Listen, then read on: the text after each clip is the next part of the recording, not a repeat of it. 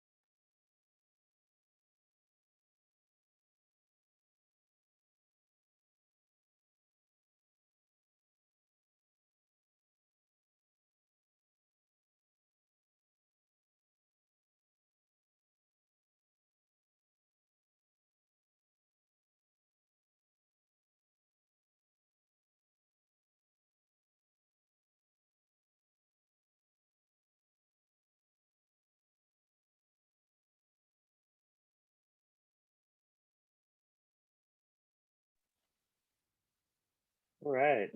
Hello, everyone, and thank you for joining us for tonight's webinar on solarization, a look at solar energy across urban settings. And thank you for taking the time to join us and to be a part of this energetic discussion that we'll be having shortly. Yeah, so without further ado, let's get into this topic. First things first, though, let's introduce ourselves. My name is Patrick Owusu, and I'm a Solar Program Associate here at the Here Comes Solar team at Solar One. It's a mouthful. Solar One in general is an amazing organization that does a lot of different things: education, workforce training, and helping solar to essentially exist on some form within the New York City landscape. A difficult prospect to have solar within an urban setting. So it's always important to have organizations like this being a part of that effort. And I'm joined here today with my wonderful co-host, Nycha. Hi, everyone. My name is Annika Wister-Jones. I'm the Director of Affordable Solar in the Here Comes Solar program. And I've been working on getting solar on affordable housing in New York City for the past 4 years, and solar for a bit longer than that in general. And the work that I do is primarily with nonprofit affordable housing providers, with low-income co-ops, which is a thing that only exists in New York City, and with city-funded affordable housing. So I'm really excited to hear what our panelists have to say about their experience working with solar in urban settings as well.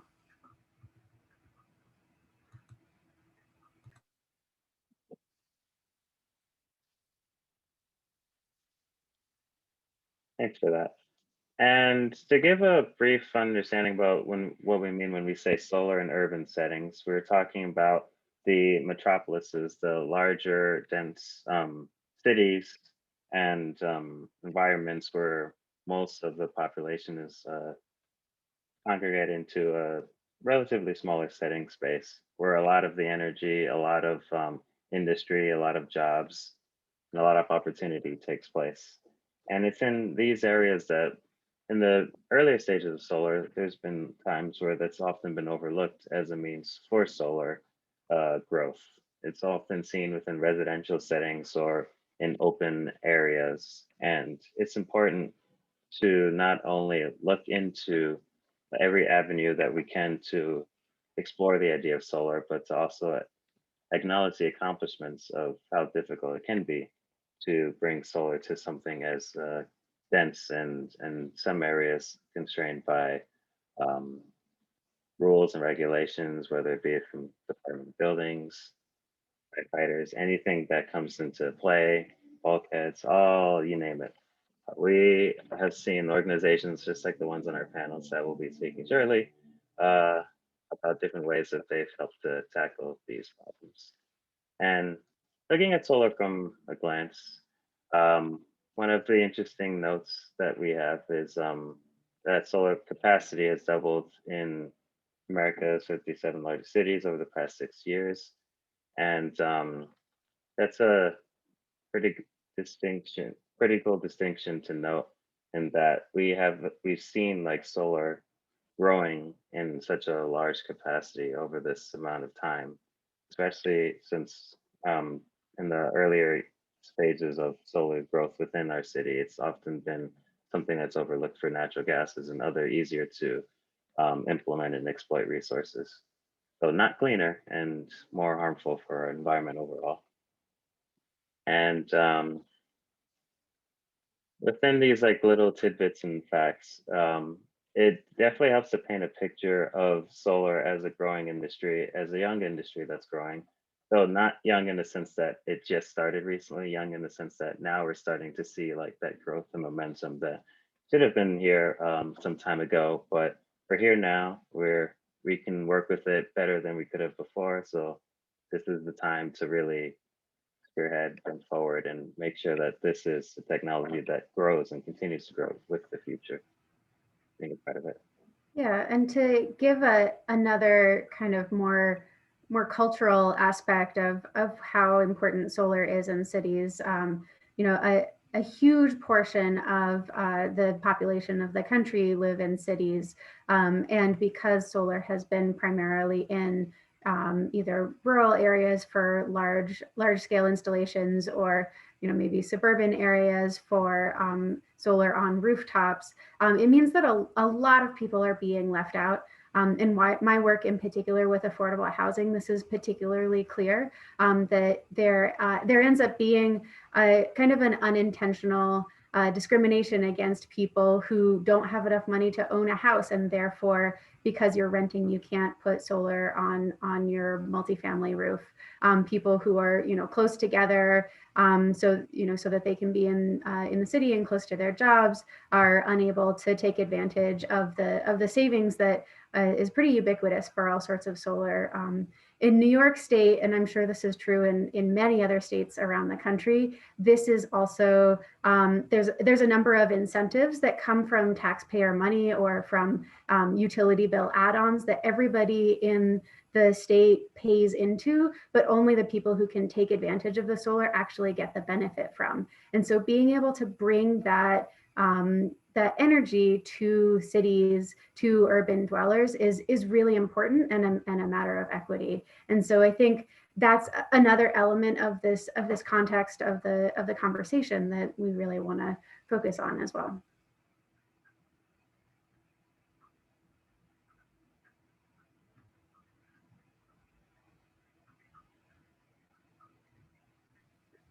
All right. And without further ado, let's get right into the conversation. And we'll have our panelists introduce themselves as well, so you can get a better understanding of their background, who they are, and how they got to being one of the wonderful powerhouses in the solar industry. So Corey, take it away. Hi, everybody. I'm Corey Ramsden. I'm the VP for Go Solar programs at a nonprofit called Solar United Neighbors. Our headquarters is based in DC, where I live. I've actually had solar on my own home since 2012. I live in a row home in the city. And our organization is based all over the country. We've got 12 key states where we operate, but we really have programs nationally. And we are, my group and our organization broadly are about helping people go solar, helping them connect with the renewable energy economy, and then ultimately assisting them in helping to improve policies to increase adoption of solar, mostly at the local and state level, although increasingly at the federal level. And that's what we do on a daily basis. And I get to help folks with the solar technical components of that. I used to work for an installer a long time ago, doing installs in urban areas, so pretty familiar with that. And fun fact about myself, I actually used to live in New York City as a kid on Governor's Island, which you probably know is a park now, but was a Coast Guard base when I was a kid. So special place in my heart for New York City. And I'm kind of curious for anybody who's coming to us that's not in New York City, maybe just put it in the chat. I'm just wondering if we've got any folks who are outside of New York that are joining us today too. So I'll stop there. Thanks so much for having me.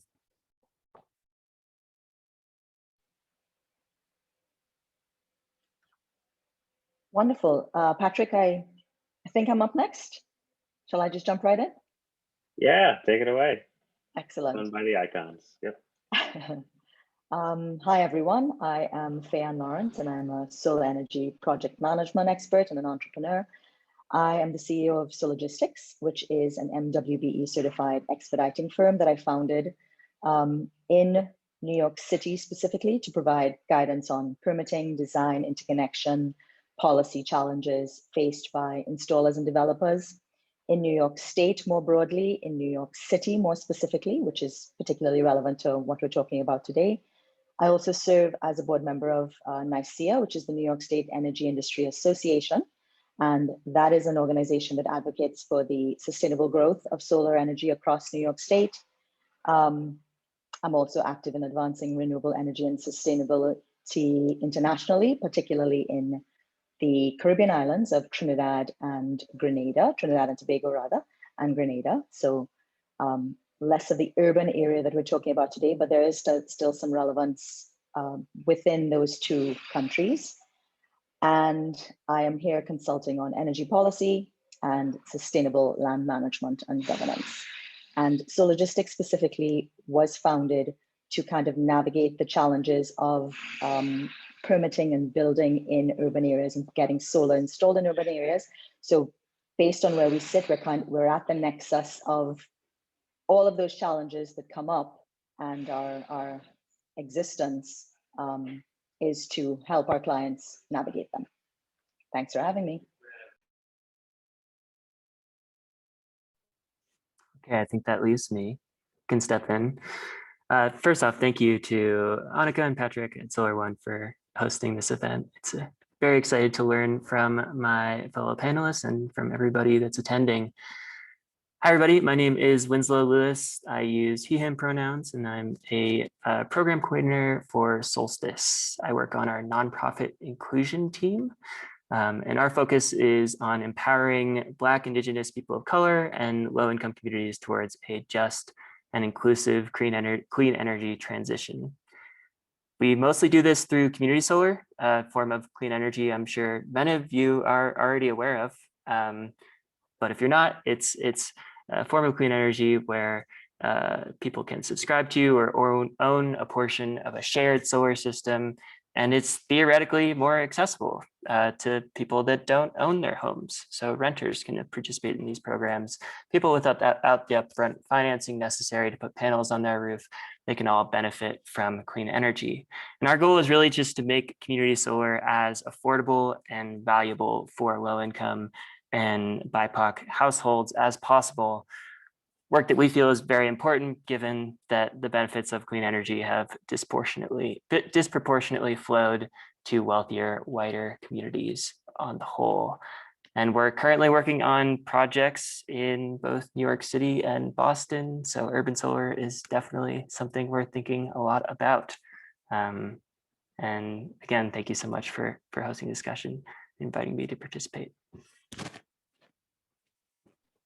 Well said, everyone. Thank you so much for giving us a rundown of like who you are and how you and the kind of work that you do within your respective organizations. I'd love to give you all the chance as well to dive a little deeper into like the heart of like what makes you a part of this environmental industry. There are a lot of different things you could, you know, be working on and helping to spearhead and bolster within this within the United States. So what really drew you to wanting to dive into the solar industry and become a part of it within where you live? And or if you like, you could start off that kind of introspection if you want, or someone else could jump in. But yeah, I have to put you on the spot. Conversation. Feel free to flow with it. Sure, I can start. I give you my like 20-second origin story in solar, which was I used to be in IT and got tired of the machines paging me at 3 a.m. So in 2010, kind of left my old job and charted a new path after doing a lot of research. But I really started working in the industry because of my desire to have my professional work impact climate change. But since then, and since engaging with the organization where I work now and have been for the last 5 years, and as a volunteer before that, for me, it's really become more than climate change. It's really about making sure the energy transition that we all are underway in the middle of is equitable, that it's distributed, and that it benefits everyone. If we end up, the way I think about it is, if we end up with a decarbonized electricity system and the same or similar power structures that are in place now, we'll have really missed an opportunity, a once in a lifetime opportunity to make those changes. So for us, it's really about both of those things together and not just the decarbonization part of it. So that's what keeps me coming back to work every day, and it's really why I love the organization that I work with.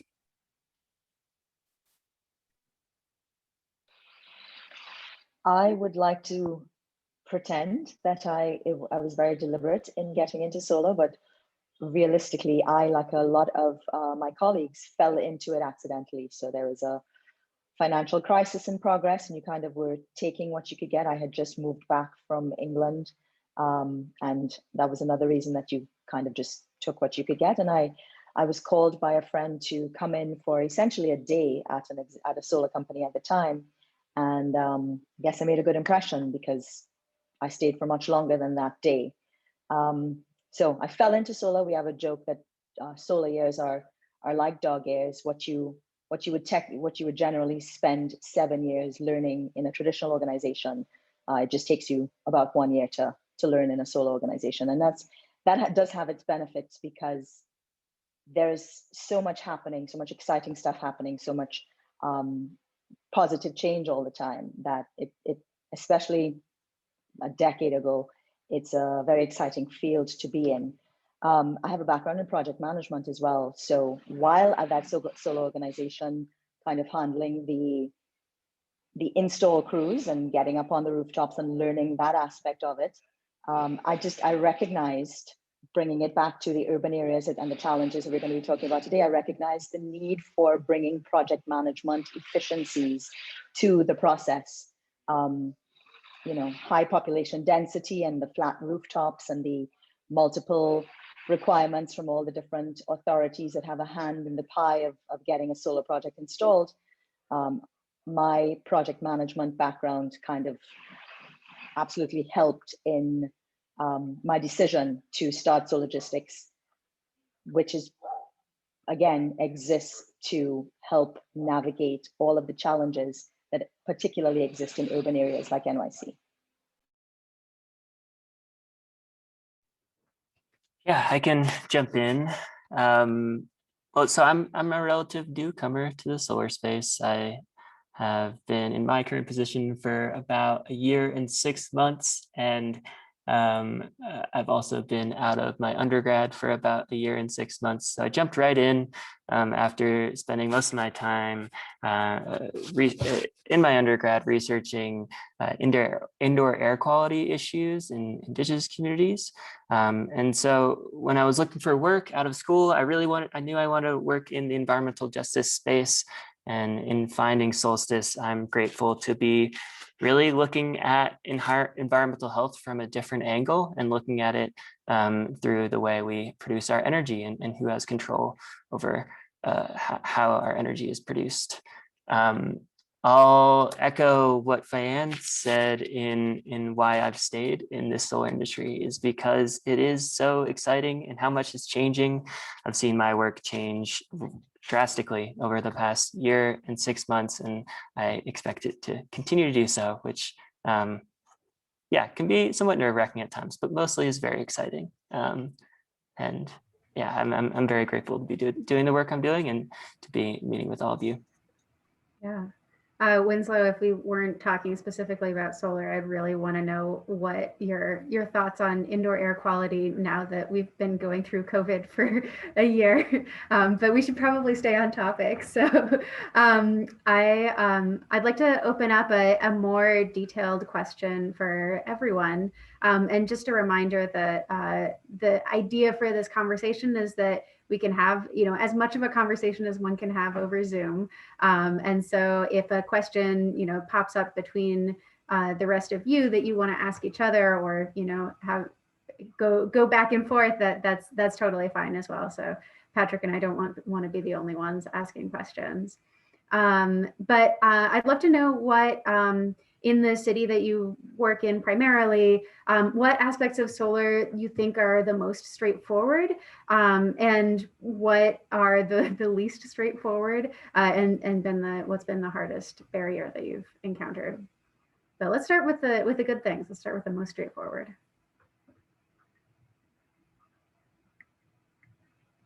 Fayeann, do you want to start? All right, I'm gonna jump right in. So interestingly, and I apologize, someone has decided to do construction nearby just during this call.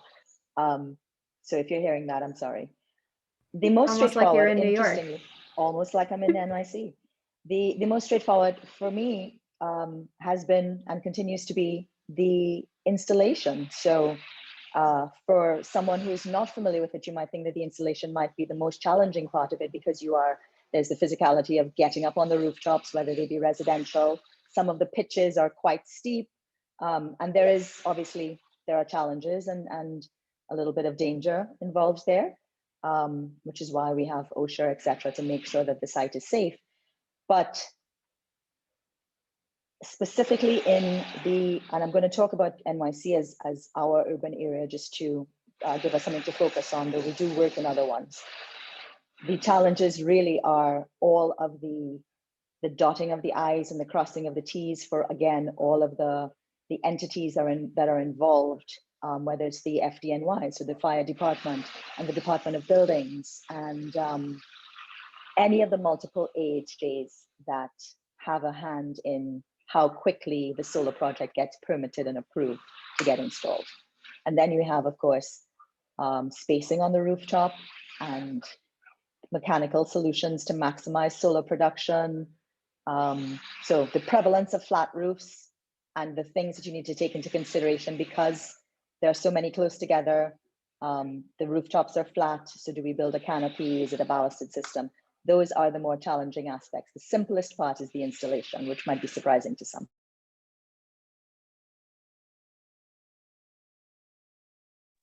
I think a lot of installers who make their money working in urban environments, they've become very creative and sort of working out all the different ways to attach to a roof. And as Fayeann said, that like that part of it is simple. It's really the challenge that we've seen in DC, and I'm sure it's true in a lot of urban areas, because it's an older housing stock, is the jurisdictions are a little more careful, and probably rightly so. But what it requires, it really is a very efficient and solar knowledgeable and responsive permitting office, which is sometimes not the case, and that tends to add a bit of time to the process, and really you can lose traction there as an installer, sort of waiting for those approvals to come through. That's really, I think, the big hurdle. When we see the things be successful just more broadly in the city, it's like really taking advantage of new construction and making sure that those get built with solar whenever possible, that you can sort of combine this together. It's a golden opportunity. And in the city in particular, when rooftops are at such a premium, getting those rooftops at the initial construction is a really great way to sort of expand access to solar much more quickly than you can by just doing retrofits one at a time, which is also important, but takes longer. Yeah, that's one of the things that I was really excited in 2019 when New York City passed the Climate Mobilization Act and included a law that all new buildings are required to include solar or a green roof, everywhere that it's possible. It was just like such a no-brainer, and it's really great to capture those new roofs.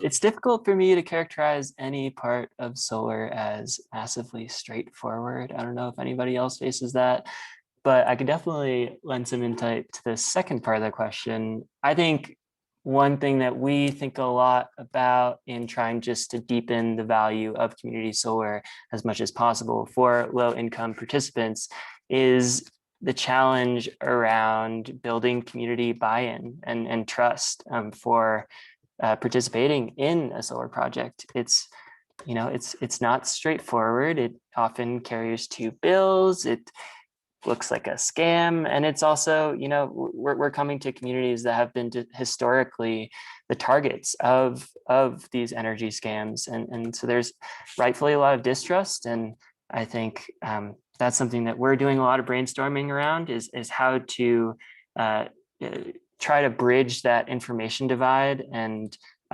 connect with people on the topic of energy and solar in a way that really resonates with folks. So just, yeah, wanted to add that.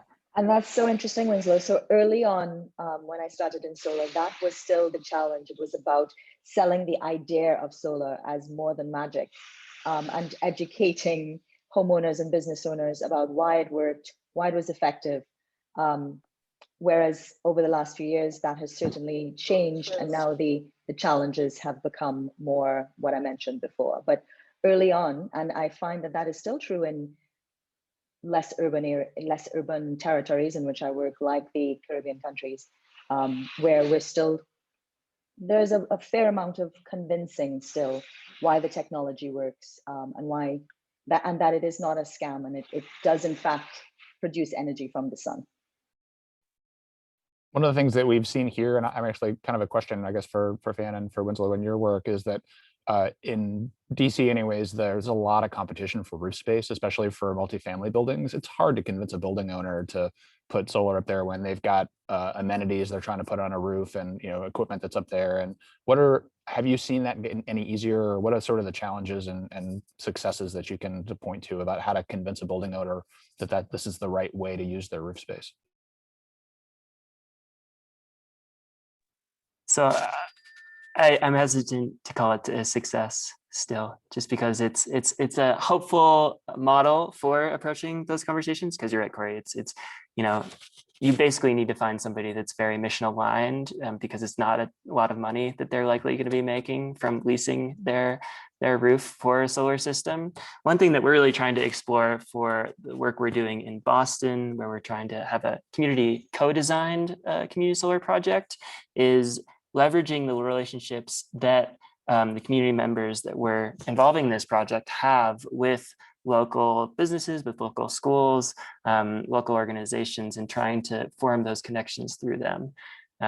Because if somebody that we're working with knows somebody at the private school with a really big roof, that's a much easier way to start that conversation rather than a cold email or a phone call.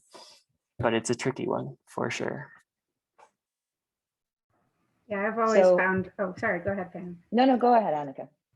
I was just going to commiserate that whenever I talk to a multifamily building about solar on their roof, they suddenly discover the desire for a roof deck that they'd never considered before, and they definitely wouldn't have the money to do, because roof decks are incredibly expensive and usually require like reinforcing the structure of the roof. But suddenly everyone wants to at least think about the roof deck before they put solar on their roof.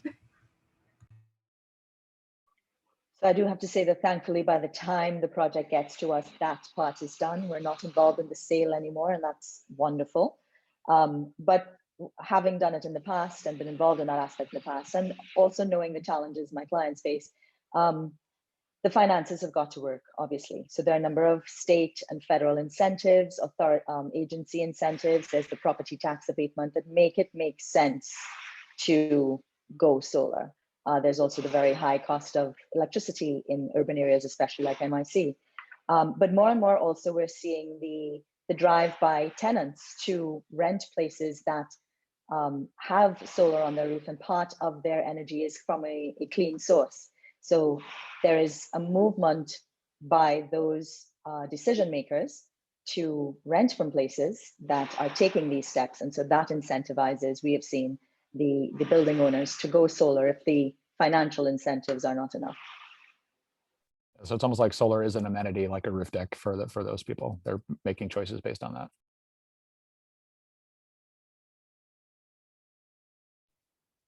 I often do enjoy like when individuals start to consider the roof deck option with their solar as well, because most of the times people don't even like know if they could even go to their roof in the first place, or if that's like an option within their building. And like to be able to celebrate that idea of like opening up this space and also being exposed to renewable technology at the same time, that's often an uplifting like notion. And it adds even more value and incentive to go solar for a building than there already was before.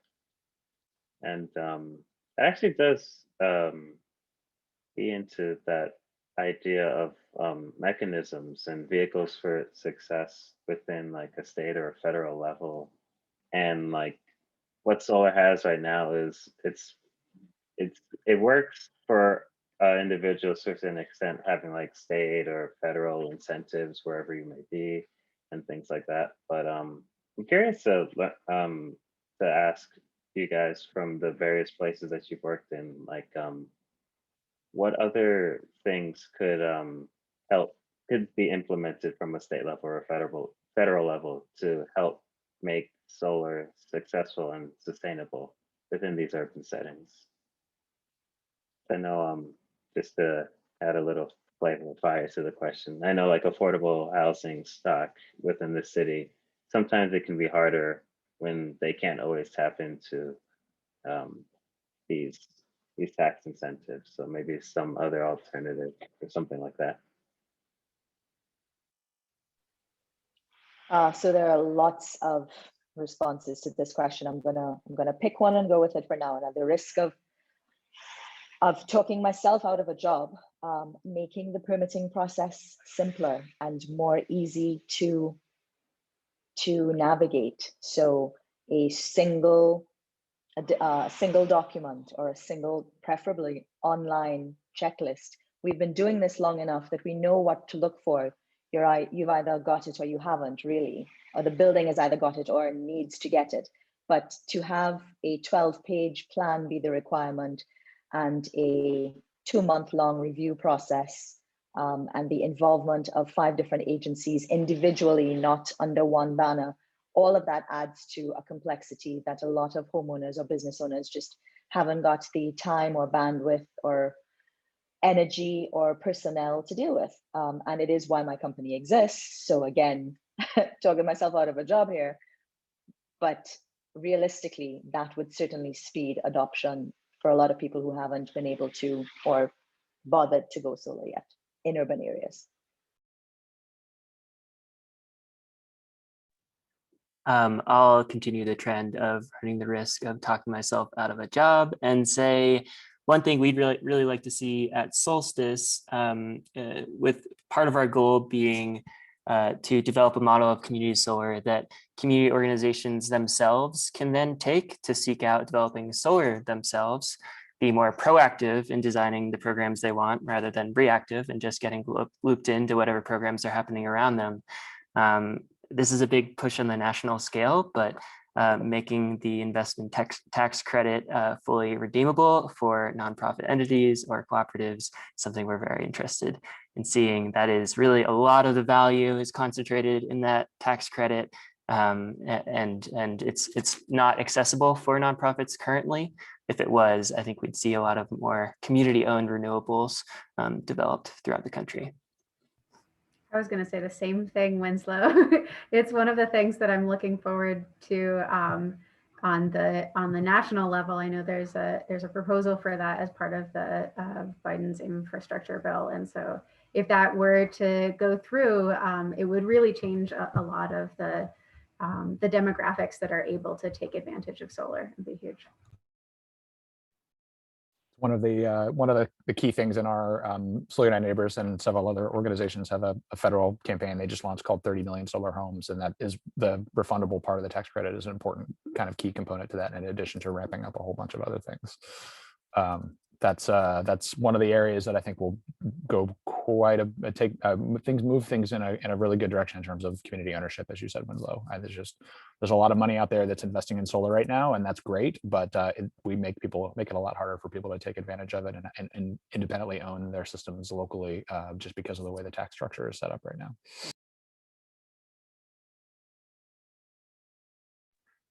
I want to add one specific to cities, because that's what we're talking about. I think like states could do a better job at valuing the locational value of solar systems. So I know there's been a conversation in Massachusetts and New York, I think, but you know, these massive solar gardens have a lot of grid resiliency benefits, especially if they're paired with storage systems.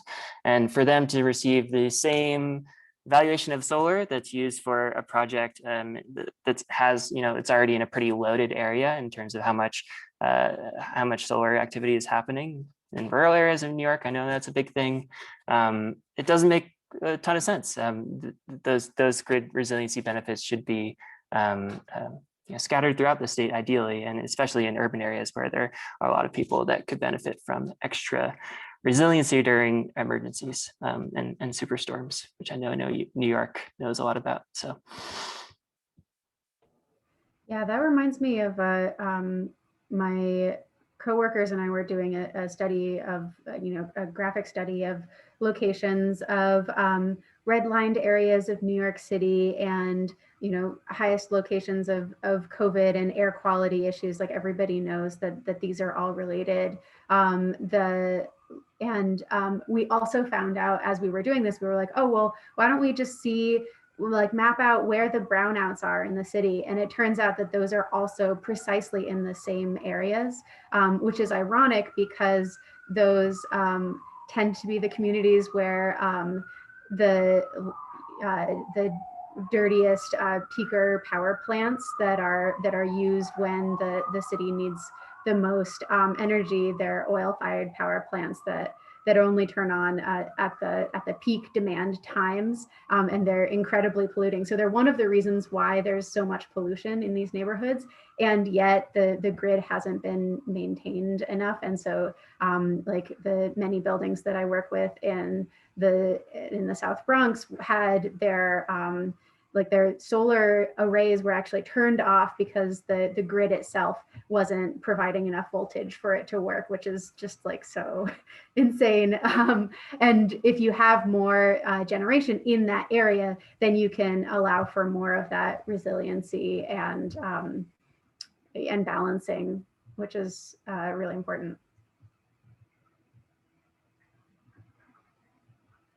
Should we get to some of the questions that have been coming in from the chat? It looks like we've got a lot of great questions. Yeah, we could totally take a segue into that. Let's take it from the top.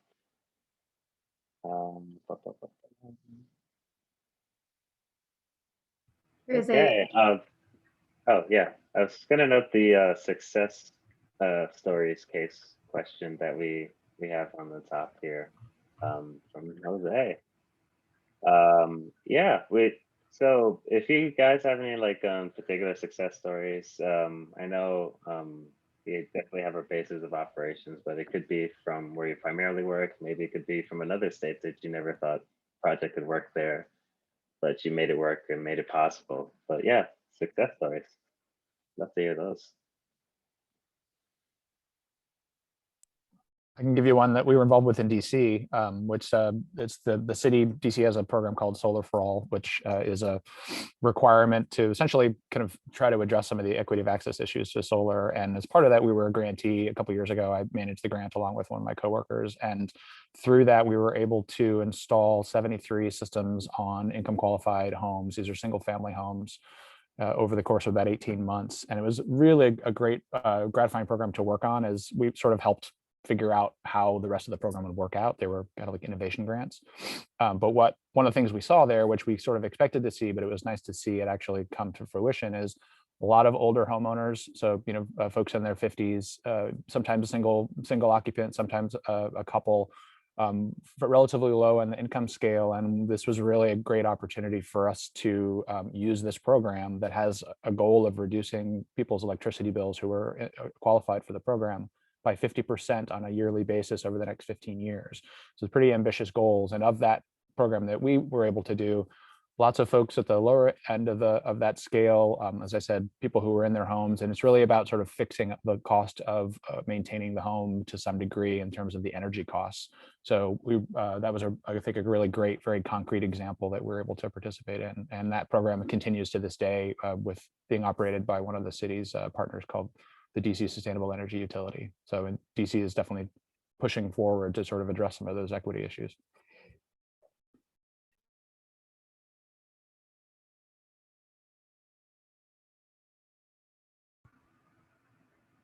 Winslow, do you have any success stories on community solar you want to talk about?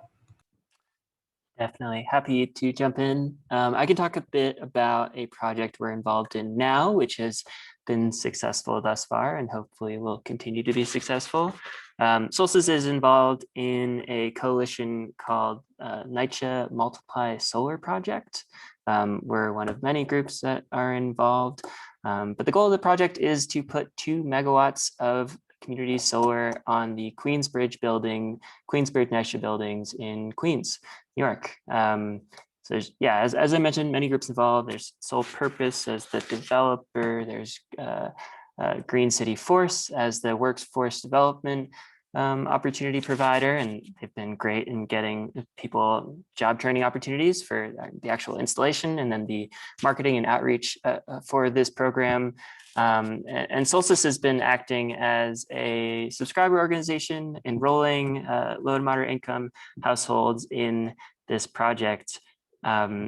It's been great so far. We hope to offer, hundreds of LMI households within the New York City area, energy savings and access to solar through this program. And just seeing this big group come together, and I know there's other initiatives that Nycha is working on to expand access to community solar, but seeing these big coalitions to come together and get projects built and expand access to communities that haven't been part of community solar in the past is definitely a good thing. We hope continues. So that's one we want to highlight for sure. So just very quickly, I'll say that part of the services we offer is kind of being the silent elves in the background so that our clients are allowed to shine.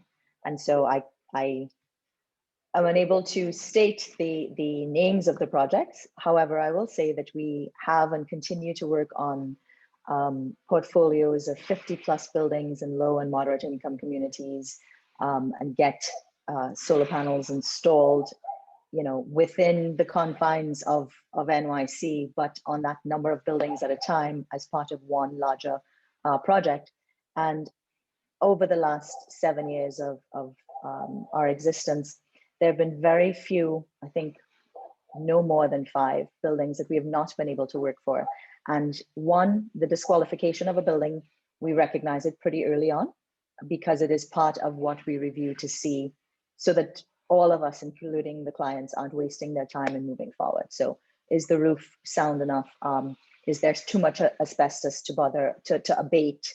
And so we don't want to disturb it at all, and so we won't go through with that. But with the exception of maybe five buildings over a 7-year span, they're all success stories. That's great. And I just want to add in one more single building success story, which I really like. Betsy, I don't know if you found the case study for 838 Park Place, but I like it a lot because it's really pretty. So if you found it and you want to share your screen, that would be great. And I can also just talk about it. It's a income restricted co-op in Brooklyn that is also landmarked. So in New York City, and I think this is true in a number of other cities as well, buildings that are landmarked are required to, you can't install anything new on them that's visible. So solar has to be invisible from the street. This building, they wanted to be able to offset both their common area costs for the building and also some of each person's individual load. And because it was an older building with only 8 units in it, they were actually able to offset close to 50% of all of the units usage, and also the common area. And it's really beautiful. I think, Betsy, if you click on the read more about 838 Park Place here, hopefully we'll have a nice aerial image of it. See if I remember this case study that that we made. Okay, yeah, so you can see here that it's got a lower array in the front and the back where it might be seen from the 2 corner streets. But then this canopy array that we've been talking about where you raise the system up over any kind of obstructions. And that means that you can fit the most possible solar panels there. And so I just really love this design. Shout out to Brooklyn Solar Works who designed it and installed it. And yeah, it's a really cool way of doing this type of work. And they were also the first on-site shared solar initiative. So like what Winslow's doing on the scale of hundreds of people, these co-op members did with just the 8 of them. And they had to jump through a lot of hoops. I think it took like 6 months or something for the utility to get their metering right. But because they were patient enough to be guinea pigs, we actually noticed a market improvement for the next buildings who went through the process after them. So it was really gratifying to know that even though sometimes it can be frustrating to work through all the red tape, once one person kind of like pushes through the barrier, other people can follow as well. So I like that one.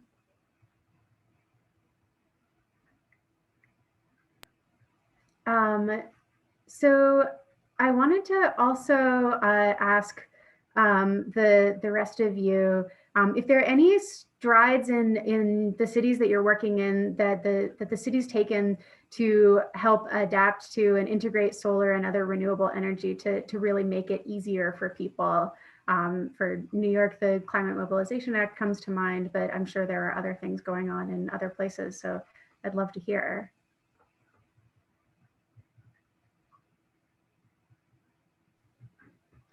So we mentioned, I believe early on, the recent city legislation, local laws 92 and 94 that require certain buildings, such as those undergoing significant roof construction and new development, to install solar PV systems or have a green roof.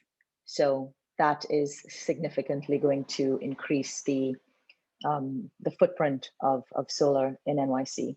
And then we've got reforming the energy vision, or REV, which calls for large increase in electricity powered by renewables. The Climate Leadership and Community Protection Act calls for 70% renewables by 2030.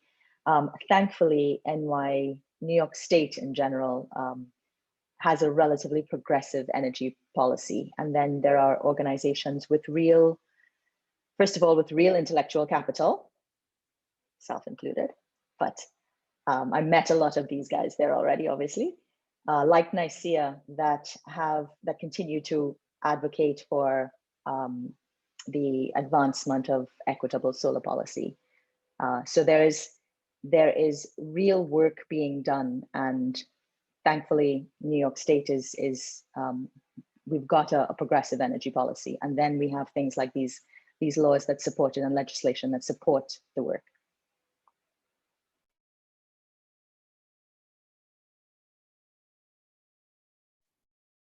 In DC, I think a lot of that comes from just the cities, obviously not a state, although sometimes I call us a state just because, feel like that's my right as a DC resident.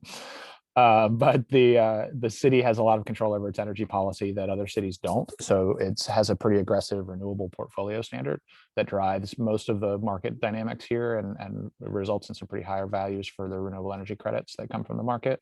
But the city is committed to 100% renewable energy source by 2032. A significant portion of that, at least in terms of the footprint of the city, is supposed to come from in-state solar by that time frame. I think it's like 10% by 2032.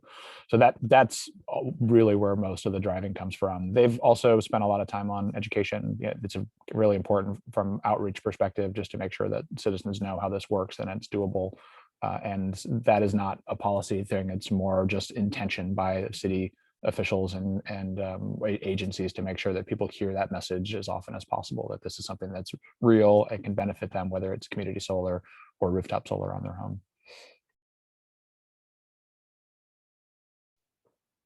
I can highlight something that's not specific to solar, but definitely has solar potential in Boston. And that's that the city recently approved and is now helping manage a community choice electricity program throughout the city that's recognized by the city. And the way that works is it allows residents of the city of Boston to buy electricity, use their buying power, their shared buyer power, to get electricity from the city rather than only being able to receive electricity from their utility. And the more people that join this program, which is an opt-in program, the better, because then the more buying power this group of Boston residents has, and that will only drive down the cost of procuring renewables and more affordable electricity for all the residents. So I think it's pretty cool for a city of Boston's size to recognize this program and voice to the residents that there is a different option for where their energy comes from than just from their private utility company.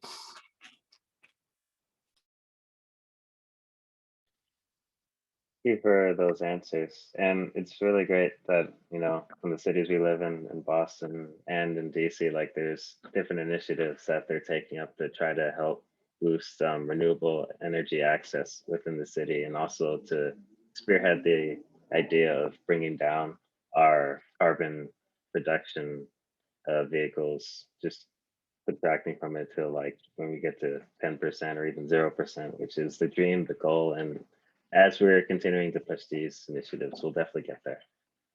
Before we completely segue into Q&A questions, I'd love to just ask like one more question about lessons learned and inspirations from the various projects that you've helped to accomplish, and even ones that might not have gone through fully. And any project that you work on is a lesson learned. So I'd love to hear some like insights from your experiences and things that'd be useful for others to know going forward, however they choose to interact with solar and renewable technology.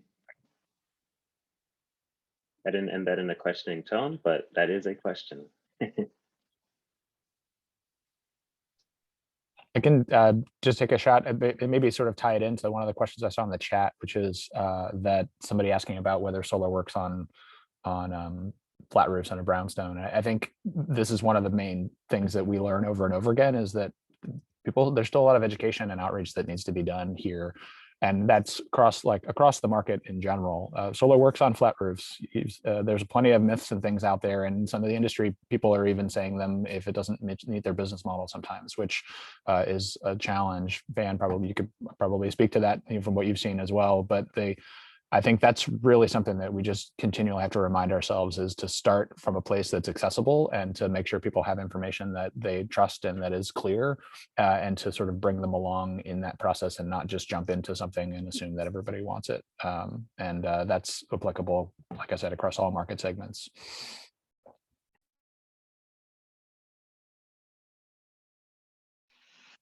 Yep, I completely co-sign what Corey said.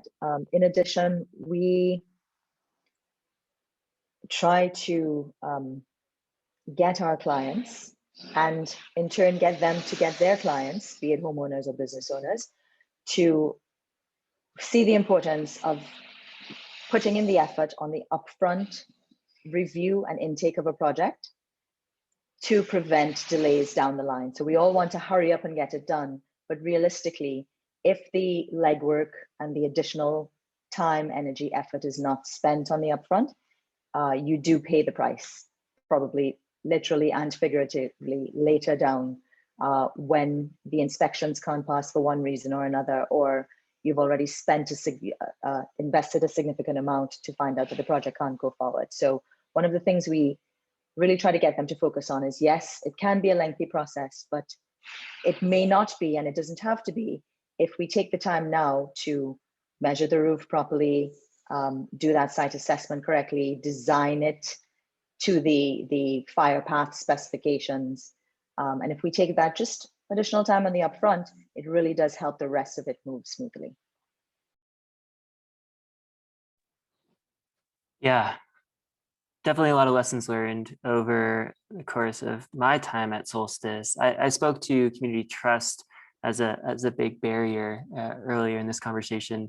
And I think our lesson really has been around how we think it is best to establish community trust.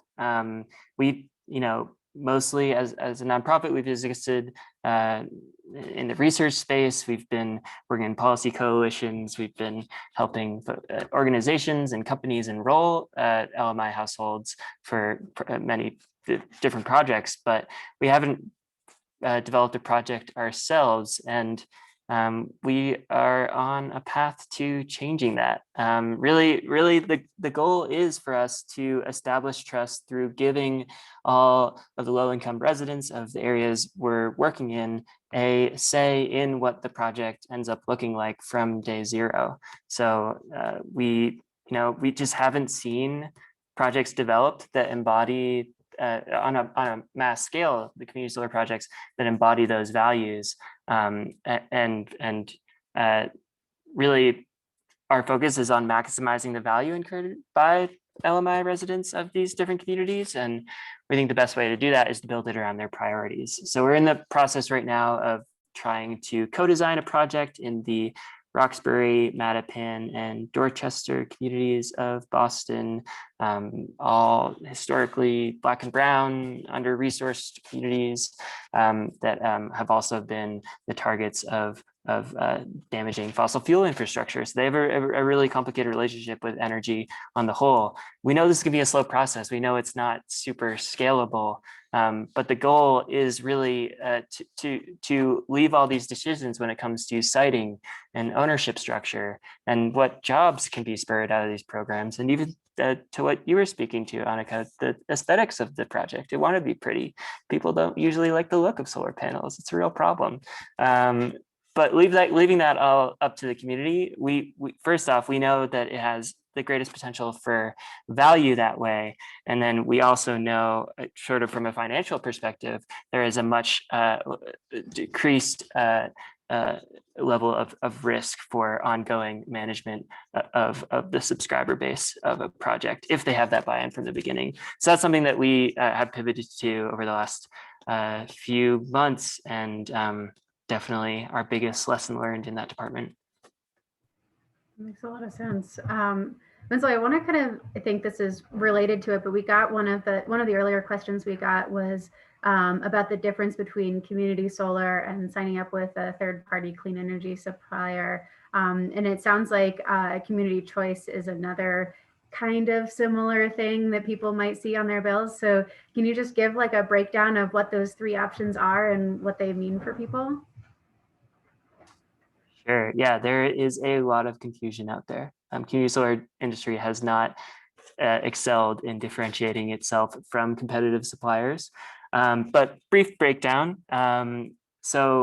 The biggest difference that we like to point out with people that are asking this question of how are you different from an ESCO or a competitive supplier is that we do not control the supply of your energy after you enroll with our program.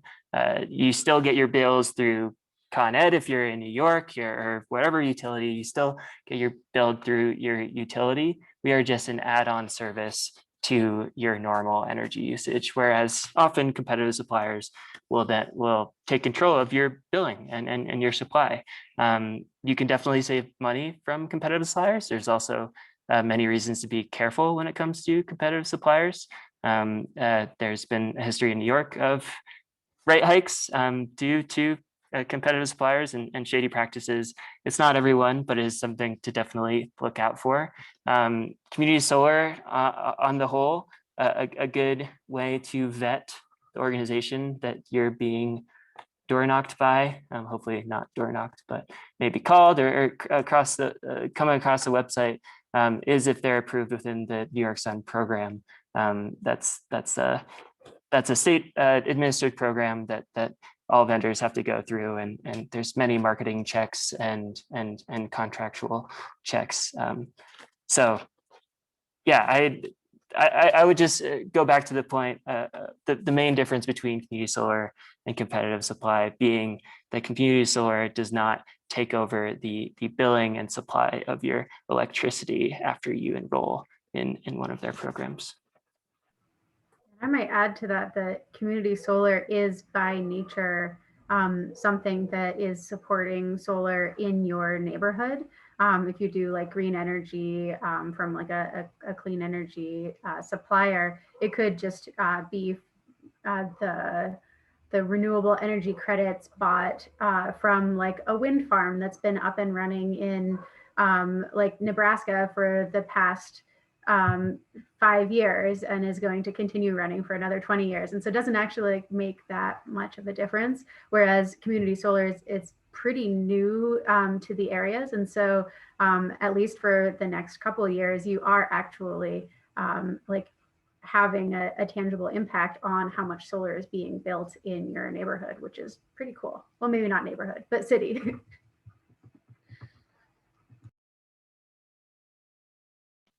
It's definitely important to highlight that distinction between ESCO, third-party energy supply, and community solar, and how one is a vehicle for savings embedded within it, and another, though there is promise for some good, it can definitely veer towards a more negative aspect from time to time. Thank you so much, Winslow, for that, and to Corey and Fayeann for giving your insight and your extensive knowledge within the time you spent in the solar field. And it definitely well segues into the Q&A portion of this whole discussion for tonight. We've answered the ESCO question, which is definitely one of my more favorite questions to get answered, because that distinction could not be more important to highlight. We also have another question, which is interesting. It's more towards the New York side of things, which is about an increase of demand after the passing of Local Law 97, if we've seen an increase. And for so that everybody's on the same page.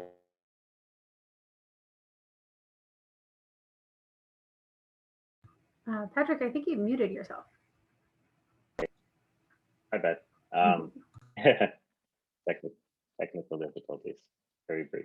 But yeah, at the core of Local Law 97, it's the idea that New York City wants to reduce or achieve certain carbon reductions within greenhouse gases within our city by 2050. And there's like a scale of buildings having to reach a certain point by 2030, and then another lower like threshold for carbon emissions by 2050. So with this in place, and the idea that buildings now have to think about their energy usage, where they get their energy from, and how they can offset it to meet these certain demands by 2030 and 2050, like has New York City seen an increase in demand for energy from solar and other renewable technology products. I'm sure we could definitely answer that, but if anyone else would like to answer on the panel first, feel free to take a stab at that one.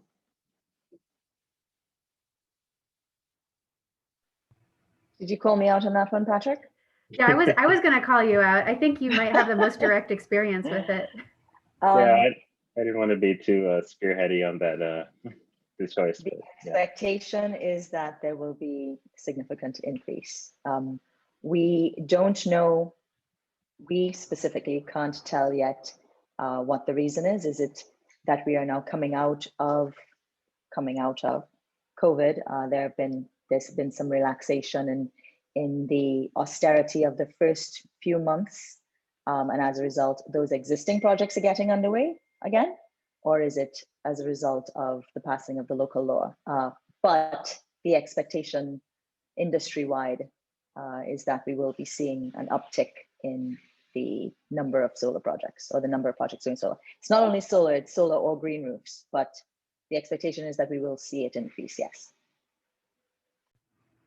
In our work with the city, so we work with the city's Department of Affordable Housing, and their affordable housing is exempted from the local laws that are part of the Climate Mobilization Act, some of them, but they have an alternative pathway, and they implemented their alternative pathway last year. It's called the Solar Where Feasible mandate. So the idea there is that all affordable housing that's getting financed by the city has to evaluate the feasibility of solar, and if it pays for itself in 10 years or less and is, demonstrably good and beneficial for the building, then it's required to be included. And, they get the really good financing from the city, it's or grants. So there's a lot of incentives to make that work, so it's really a win-win. Solar just makes the projects better. So we've seen a lot of uptake in that because it's a mandate, and whereas I think waiting for all new construction buildings to be built, that always takes a long time, and people who many buildings are run by volunteer boards. It takes them a long time to figure out like what's going on, and that's the reason why the Climate Mobilization Act has this like slow ratchet down. But we definitely expect that to increase over the years as more and more buildings learn about it and start planning for the future.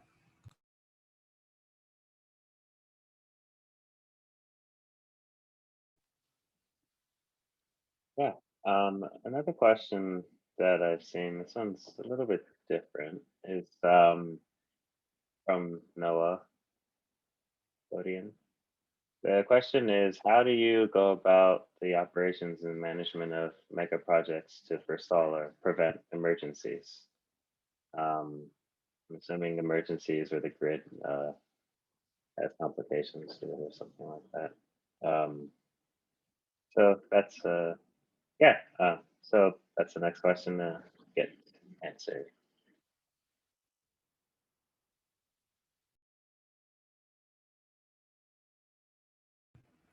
Corey, do you have an answer for that?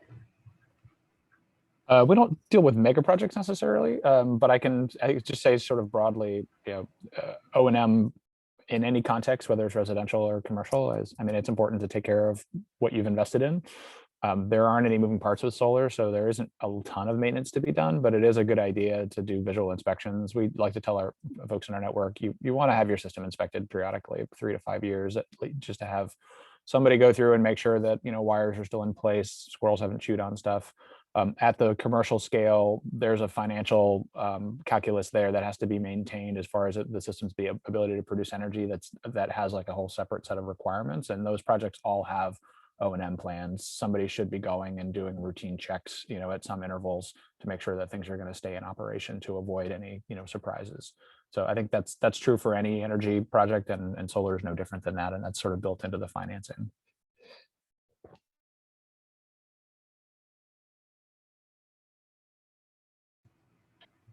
Yeah.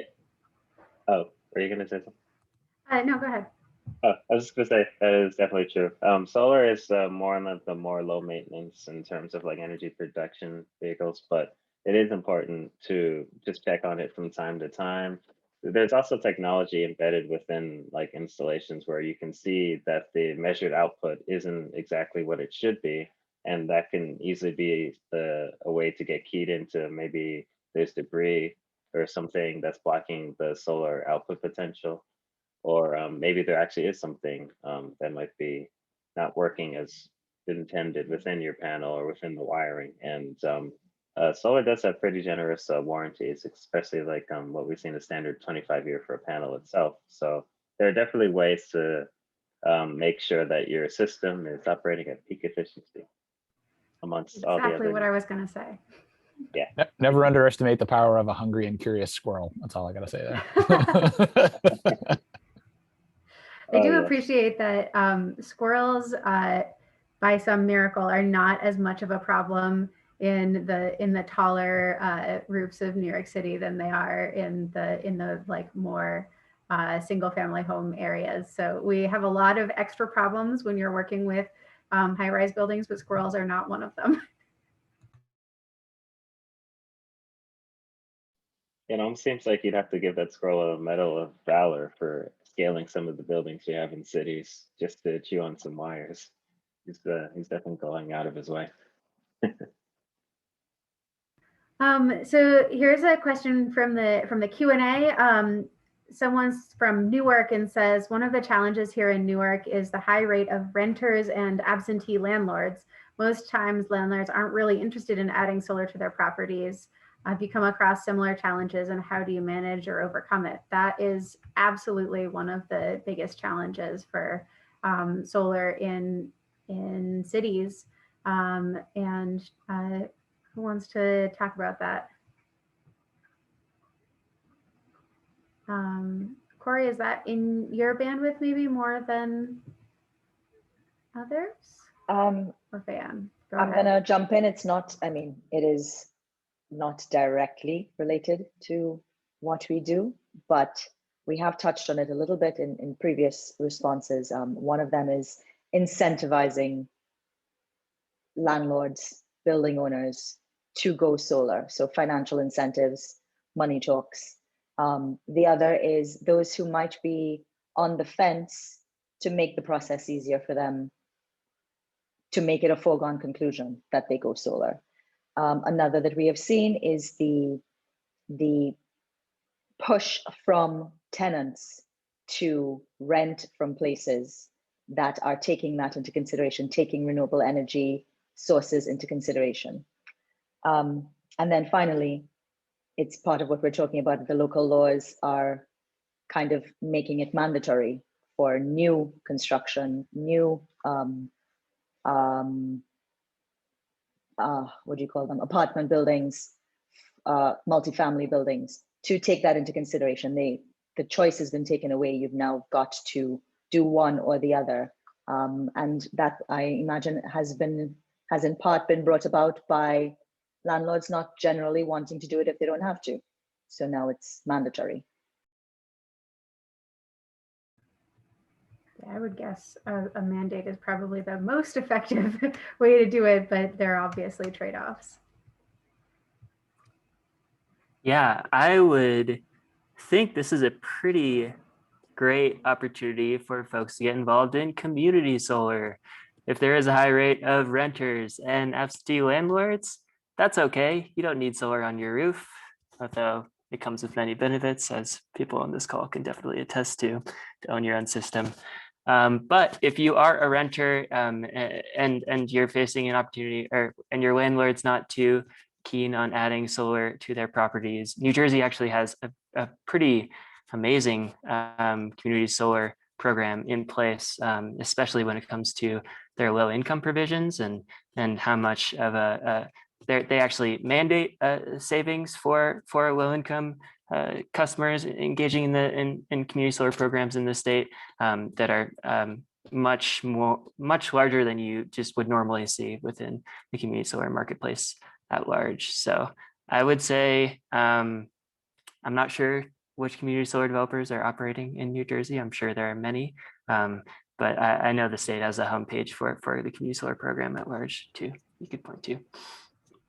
Yeah, and I just want to shout out, none of us are operating in California, but I want to shout out California's, the acronym is SOMA, and I cannot remember what that stands for, but they have a really great program that incentivizes solar on multifamily buildings that benefits the tenants of the building. So it's like a sliding scale for affordable housing.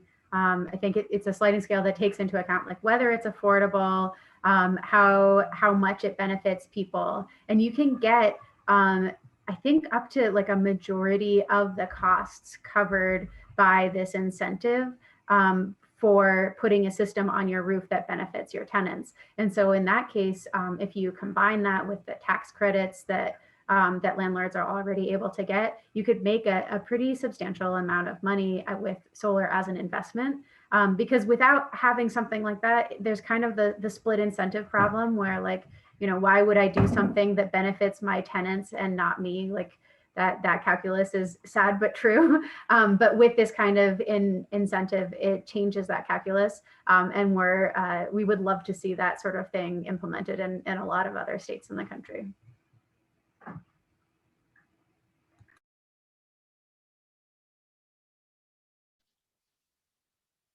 Yeah, unfortunately, like the same things that apply to children can apply to adults too. It's like, it doesn't matter if you don't want to do it. I'm telling you, you have to do it. So do it. It's like a parent to their child when they don't want to clean their room. Like, you can't fight against it. Just got to go with it. It's for your kid, for the greater good in your personal growth.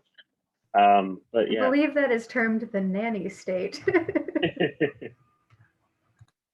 The nanny state.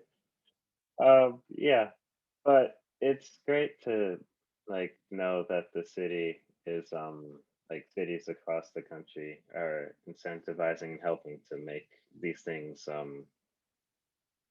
possible, and also to like key into landlord understanding that like even if like some states might not make it mandatory but might be pushing towards it, like this is good for you and for your bottom line and for the future, especially like when you see the savings and how they're trying to push it forward to the owner itself. So it's definitely something that will grow, and I hope more landlords go on board with it as opposed to being forced to do so. But gotta cover your bases. Do you have any more questions? I think we have one last question, and thanks everyone for joining, and thanks to the panelists for having this fun discussion. This last one is a little bit detailed, but I think we can extrapolate into larger questions here. So the question is about a small solar installation that's being charged $7,200 by the utility for changes that need to be made to their transformer. So it's basically the question of like extra charges that happen that are foisted on solar installations, sometimes in like rare circumstances, and sometimes, you know, in some states that's just the way of things, and the utilities have a solar tax that all solar installations have to deal with. And so does anyone want to comment on that sort of utilities forcing solar to pay for grid upgrades?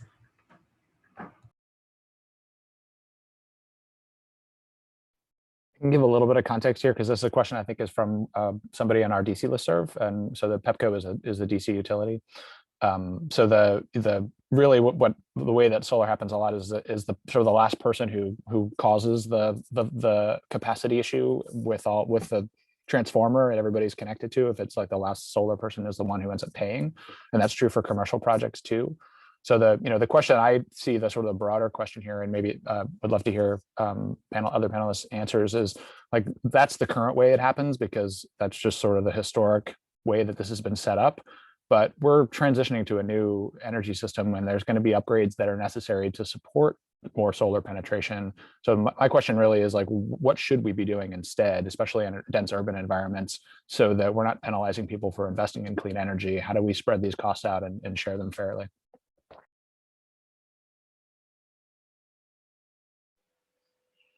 Yep, that's a great question, Corey. I'm not sure that I've got an answer for it, but we've certainly thrown around a few suggestions over the years. In terms of the question from the audience, though, I can't speak to Pepco specifically, but for commercial projects here, the CISA studies by the utility can kill the cost of upgrades can kill the project. So it's one of the first steps that are taken when reviewing and considering a commercial project.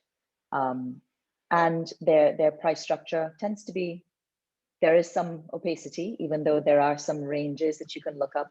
There are other things that are less immediately clear, but the upgrades to the grid or to the infrastructure can and does kill quite a few projects just because of the cost of upgrading and trenching and all that fun stuff. So I can't speak specifically to Pepco, but it is something that needs to be looked at and addressed, because again, a lot of it is borne by the developer or the building owner, and there is a question of should it all be borne by the person, especially if it's a community solar project, and if not, then how do we go about making it more equitable and allow that building or that group of buildings to still go solar, but needing the upgrades? Who bears that cost? How can we not penalize what should be a good thing?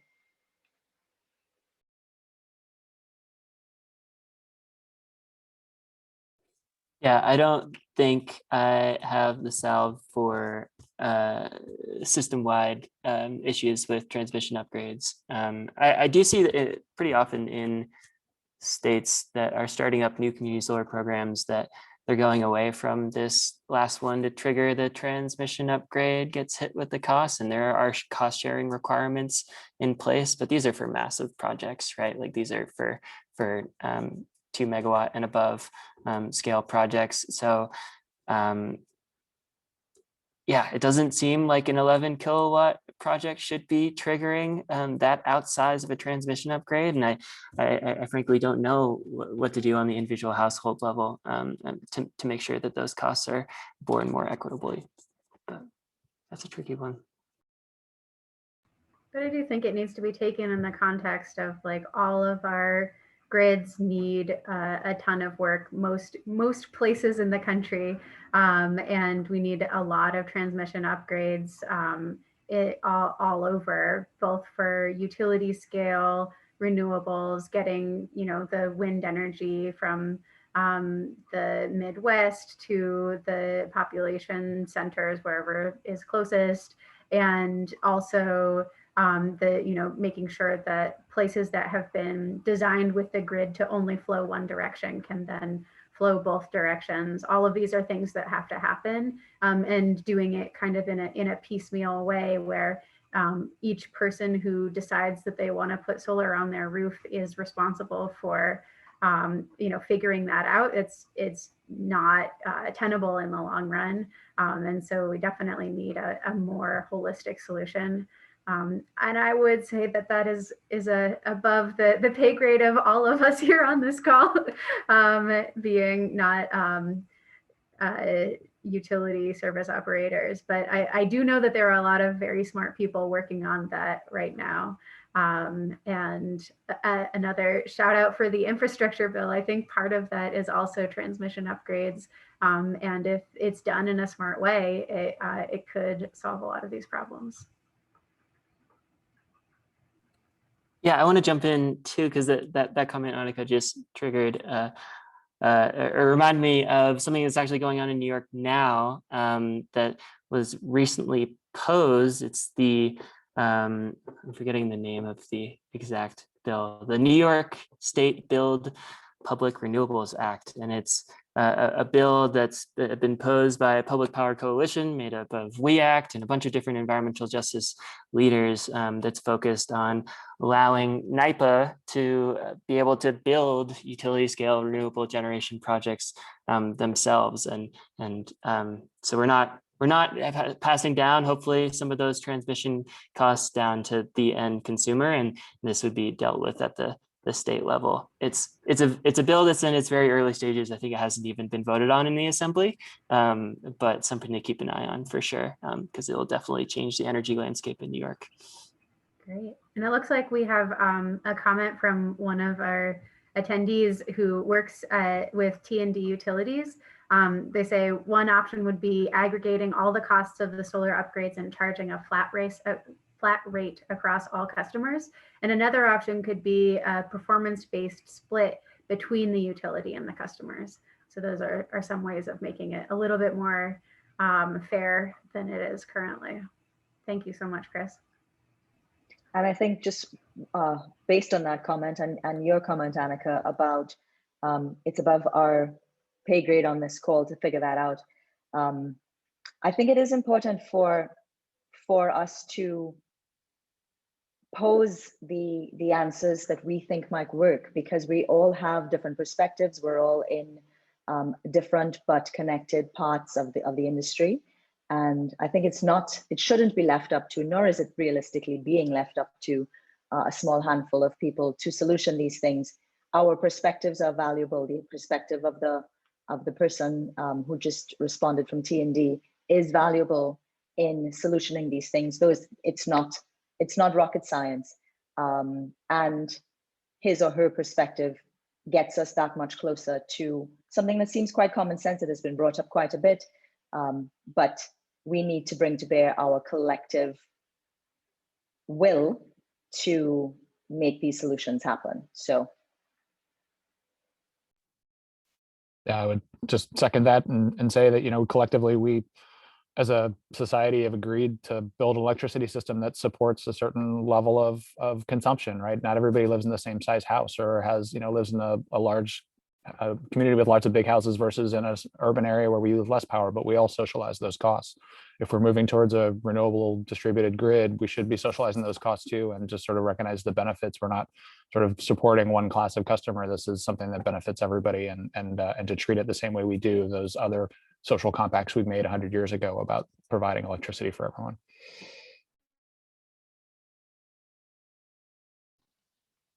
So true. The cost of energy burden has always like maintained like a flat position throughout all like avenues within a certain area. And it would be great to see like some kind of a better sense of energy distribution costs like for that. I know like in like cities and other areas where individuals are from lower income settings, which is why community solar is such a great thing for lower income individuals. The cost of like energy burdens is like because it's been flat, it's more of a burden for those who make less money than those who make more money. And just that thought just like came to mind just hearing everyone speak and you, Corey. I'd love to see like the landscape of energy change. It's been changing since like the late 1920s, I believe, when we first started like to implement the idea of grids within this country, and to see how it's grown to what it is today. And like just knowing that age and that extensive time that we've spent in building this grid up, like this needs to be worked from that level, from the policy level, making sure that these solutions that we can easily come up with that they might not be thinking about on the legislative level, like that we can band together and submit these proposals to them, and hopefully like enough of them listen that we can start implementing these proper changes and making this a more comprehensive and wholesome just energy experience for everyone to continue working. And with that, oh, we are 7:30. Oh boy, we could talk about this for like all night long, but it's important that we start to reach the conclusion. So again, I want to thank all of you, Corey, Winslow, Fayeann, and everyone who's here listening to um, this this webinar session about solar within urban settings. And definitely special thanks to Corey, Winslow, and Fayeann for taking the time out of your busy schedules to talk with us about solar and to hear your experiences, your ideas, to hear solutions. I'm sure like running this back, like we'll hear like solutions that are like, hey, you know, like Winslow made a good point about community solar, especially how they've made it work within Boston. Maybe we can implement a form of that in New York City. Like, I'm sure there are definitely bits of information in here that we can take with us down the road as we try to make our country a greener, more renewable based and equitable environment. So thank you all again for being here. The idea is to put up this recording of the presentation after we've I've got it saved and look through it. So definitely look out for that. And we'll also send out everyone's information to. You're muted again. Yourself, Patrick. Ah, how did that happen? Okay. I didn't even press anything. That was weird. Okay. So yeah, thank you again, everyone, for being here.